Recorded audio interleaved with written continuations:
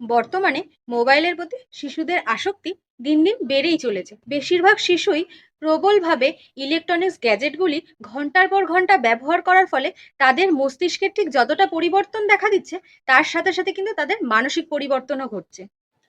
আসলে বাচ্চারা কিন্তু ছোট থেকে মোবাইলে আসক্ত হয় না, আমরা বড়রা বা আমরা বাবা মারাই বাচ্চাদেরকে মোবাইলের প্রতি আসক্ত করে তুলি।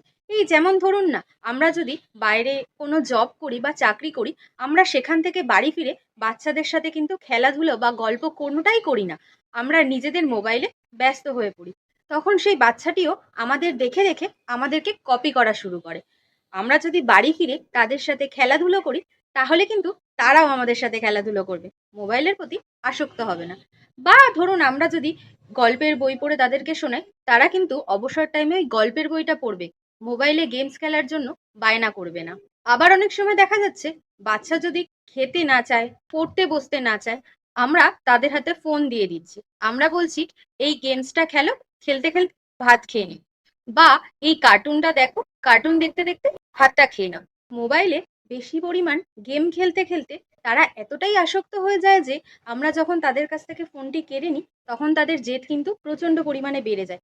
বলা যেতে পারে যে এই ডিভাইসগুলি বাচ্চাদের শৈশবটিকে টোটালি কেড়ে নিচ্ছে। মানে আমরা এটা বলতে পারি এক কথায় যে বাচ্চাদের শৈশব হারিয়ে যাচ্ছে। তারপরেই ধরুন বাচ্চাদের পড়াশোনার প্রতি আগ্রহও অনেক কমে যাচ্ছে। তো এটাই দেখা যাচ্ছে যে বাচ্চাদেরকে মোবাইল বা এই ধরনের ইলেকট্রনিক্স গ্যাজেটের আসক্ত থেকে মুক্তি পাওয়ার জন্য আমাদেরকে এগিয়ে আসতে হবে। এই ধরুন বাচ্চাদের সঙ্গে বেশি করে সময় কাটাতে হবে, তাদের সঙ্গে খেলাধুলো করতে হবে, তাদেরকে গল্পের বই পড়ে শোনাতে হবে, বা তারা যেটা ভালোবাসে ড্রয়িং করো, বা কোনো আবৃত্তিতে দাও, বা কোনো গান শেখাও, তাদের মধ্যে ইন্টারেস্ট গ্রো করতে হবে আমাদেরকেই। আমরা তাদেরকে যদি গল্পের বই পড়ে শোনাই, তবেই তারা গল্পের বই পড়বে। বাচ্চাদেরকে মোবাইল আসক্ত থেকে মুক্তির উপায় আমাদেরকেই বার করতে হবে।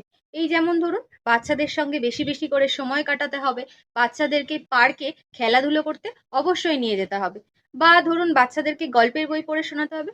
যতটা সম্ভব বাচ্চাদের সামনে নিজেরা মোবাইল ব্যবহার থেকে বিরত থাকুন। আজ এখানেই শেষ করলাম, দেখা হচ্ছে নেক্সট ভিডিওতে। ততক্ষণ পর্যন্ত নিজের বাচ্চাদের সঙ্গে বেশি বেশি করে সময় কাটান, তাদের শৈশবকে বাঁচিয়ে রাখুন।